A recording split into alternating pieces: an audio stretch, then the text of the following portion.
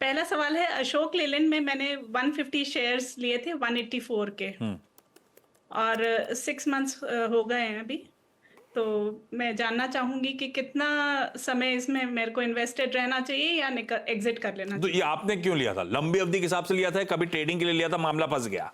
नहीं नहीं, हाँ थोड़ा लंबे टाइम के लिए ही लिया है। हाँ, और अभी थोड़ा सा डाउन है, शेयर में हाँ। लॉस है। तो that is why I wanted a confrontation की जो है इसमें इन्वेस्टेड रहना चाहिए या एग्जिट होना चाहिए। नहीं, बहुत अच्छा रीरेट होने के बाद बाकी हाँ कंसोलिडेट कर रहा है। इसके पीयर सेट कोई एमएनएम, कोई मारुति, सब फटे चले जा रहे हैं, बजाज ऑटो, हीरो मोटोकॉर्प, ये थोड़ा सा मामला कंसोलिडेशन में चला गया है। पर अमित जी, ये बहुत सॉलिड रीरेट हुआ हुआ काउंटर है, वैसा ऐसा नहीं कि इसने कुछ दुख दर्द दिए, पर हमारे उस कंसोलिडेशन बैंड में हम फंसे हुए हैं। रखना चाहिए नहीं रखना चाहिए लंबी अवधि के लिए? जी, फिलहाल आशीष जी, अगर इसका स्ट्रक्चर देखें तो तंग हमें जरूर कर रहा है। नीचे में कई दिनों से देख रहे हैं 165 का लेवल है और ऊपर में 175 180। जब भी लगता है, रिसेंटली इसमें 2 बार ब्रेकआउट आया लगभग 180 के लेवल्स पे, तो हमें लगा कि 81 82 अब 200 की तरफ जाएगा, बट वो ब्रेकआउट फेल हो गया है। तो मैं निकलने को तो नहीं कहूंगा, क्योंकि 165 166 एक स्ट्रॉन्ग बेस है, तो लॉस नहीं बुक करने का कहूंगा, क्योंकि एक कंसोलिडेशन मोड में जो प्राइस इन्होंने लिया है वो डेफिनेटली आ सकता है एक बार पुल बैक में। तो थोड़ा सा पेशेंस रखिए, टेक्निकली आपका प्राइस आ सकता है। अगर आप पूछे कि अब इसमें कंफर्म तेजी कब बनती है, कहां से स्ट्रक्चर एकदम पॉजिटिव हो जाता है, then we need a close above 190। जिस तरह आप देखिए, मारुति ने हमें काफी तंग किया, लेकिन अब जब मारुति एक कंसोलिडेशन से निकला तो it is a very strong counter. Similarly मुझे लगता है ये कंसोलिडेट कर रहा है। अगर कोई वीकली क्लोज 190 के ऊपर जब भी आएगा, तो फिर वहां से ये बहुत फास्ट 10 से 20% की तेजी दिखा देगा। तब तक हमें थोड़ा पेशेंस रखना पड़ेगा और लॉस ना बुक करें, मेरे ख्याल से आपका प्राइस आ जाएगा। पेशेंस रखें मैम। 190, 191, 192 तो मेरे ख्याल से इसके रिकॉर्ड हाईज भी थे। एक बार उसके ऊपर चलना शुरू होगा तो बहुत जल्दी बहुत स्विफ्ट मूव्स तेजी की तरफ बनते हुए नजर आएंगे। तो मतलब बेसिकली मुनाफा कमा के देगा मैम। होल्ड करेंगे स्टॉक को फिलहाल के लिए। सुनीता मैम, अगला सवाल। सर, मेरा दूसरा सवाल ये है कि मैंने अदानी विल्मर के शेयर्स खरीदे हैं 250, और उसकी एवरेज जो है 464 रुपए है, लेकिन इस समय वो लॉस में चल रहे हैं 24,000 के आसपास। तो मुझे क्या करना चाहिए? उनको रखना चाहिए? अच्छा, सुजलॉन का कमाया हुआ अदानी ले जा रहा है, पर अदानी अच्छा, बाकी अदानी ग्रुप स्टॉक्स तो वाकई मीनिंगफुली रिकवर कर गए। अदानी विल्मर ने उस तरह की रिकवरी दिखाई नहीं अब तक। सेठ साहब, क्या करना चाहिए? एक्चुअली तो पस पड़ा हुआ है, मेरी खरीद से नीचे चल रहा है। मैम की खरीद है अदानी विल्मर की, डॉक्टर साहब कितने की बताई? मैम कितना बताया आपने? 464 रुपए। 464, 100 रुपए नीचे चल रहा है मेरी खरीद से। सेठ साहब क्या करूं? जी आशीष सर, अगर इसका स्ट्रक्चर देखें, सबसे बड़ी प्रॉब्लम अडानी विल्मर की टेक्निकली ये है कि ये stock continuously 200 day moving average के नीचे ट्रेड कर रहा है। तो कोई भी स्टॉक अगर 200 डे नीचे के हो तो वो एक बेड टेरिटरी में होता है। और इनफैक्ट पिछले 3 बार हमने देखा कि जब भी एक इसमें पुल बैक रिकवरी आई, लगभग 5 दिसंबर के आसपास, उसके बाद 3 जनवरी के आसपास, उसने अपने 200 डेमा पे जाके रेजिस्टेंस लिया। आज के सत्र में जरूर तेजी है। अब हमारा 200 डेमा लगभग 381 आता है। तो मैं कह रहा हूँ मैम को एक बार तो होल्ड करें, क्योंकि आज की जो कैंडल देख रहे हैं उसमें वॉल्यूम भी है। 382 क्रॉस होता है, देन 405 406 पॉसिबल है। अब यहाँ पे भी वही प्रश्न आता है कि बड़ी तेजी कब बनेगी, स्ट्रक्चर कब चेंज होगा। तो एक बार 200 डेमा 400 410 के ऊपर सस्टेन करेगा तो आपका कॉस्ट जरूर आ जाएगा।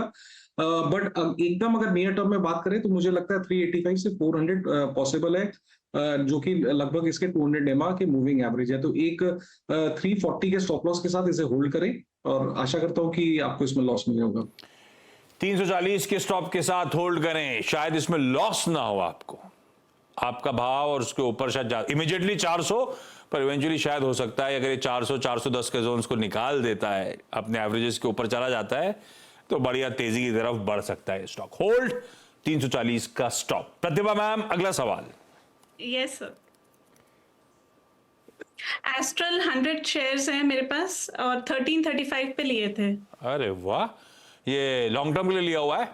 यस। और लॉन्ग टर्म के लिए रखने को तैयार भी होगा, रखने को बोलने जाए तो, है ना? बिल्कुल। ये तो बहुत बढ़िया है। और ये इसकी कैरेक्टरिस्टिक है, बहुत बढ़िया मूव, उसके बाद कंसोलिडेशन, फिर अप मूव। अमित सेठ साहब, रखूं क्या? मेरी एक्विजिशन कॉस्ट बहुत कंफर्टिंग है, 1300 1350 पे खरीदा हुआ है, रख लूं लंबी अवधि के लिए क्या?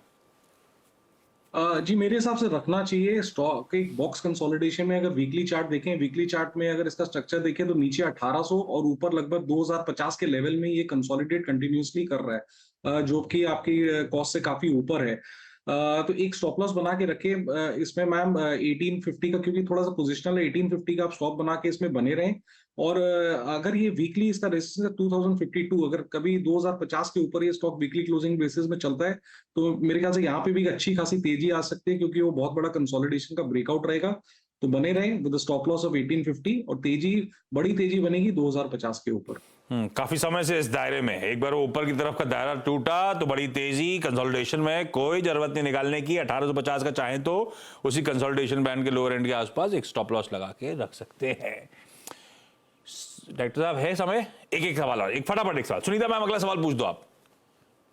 सर मेरे पास आईटीसी के शेयर्स हैं, हाँ 120 शेयर्स, और एवरेज उसकी है 247। हाँ 500 का भाव भी देखा था, निकाला नहीं था, अब लग रहा है क्या करना चाहिए ऐसा?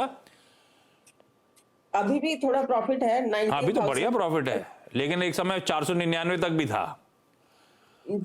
अमित जी क्या करूं, होल्ड कर लूं क्या आईटीसी को? जी वैसे तो देखा जाए तो स्टॉक थोड़ा सा इन रिसेंटली एक प्रेशर में रहा है। इसने 430 440 का बहुत एक स्ट्रॉन्ग बेस वायलेट किया है। बट हैविंग सेड दैट वो बेस वायलेट होने के बाद 400 इसका स्ट्रॉन्ग सपोर्ट एरिया है और वहीं से स्टॉक बाउंस कर रहा है। तो बने रहे विद स्टॉप लॉस ऑफ 400। और मुझे लगता है इस बाउंस में, शॉर्ट कवरिंग रैली में आशा करता हूँ 420 425 के लेवल्स एक बार देखेंगे।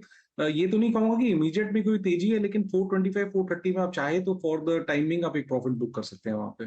क्विकली प्रतिभा मैम अगला सवाल। एक्सिस बैंक के 300 शेयर्स हैं, 856 पे लिए हुए। लंबी अवधि के लिए? हाँ लंबी है। क्या सीख रहे हो, मंजे खिलाड़ी हो आप। अशोक लेलैंड कंसोलिडेट कर रहा है, एस्ट्रल एक्सिस बढ़िया कमा के दे रहे हैं। एक्सिस में क्या करना चाहिए अमित जी? बढ़िया स्टॉक, बढ़िया आउट परफॉर्मेंस। जी स्ट्रक्चर इसका पॉजिटिव है, लेकिन रिसेंटली थोड़ा सा न्यूज में था तो नीचे आ गया।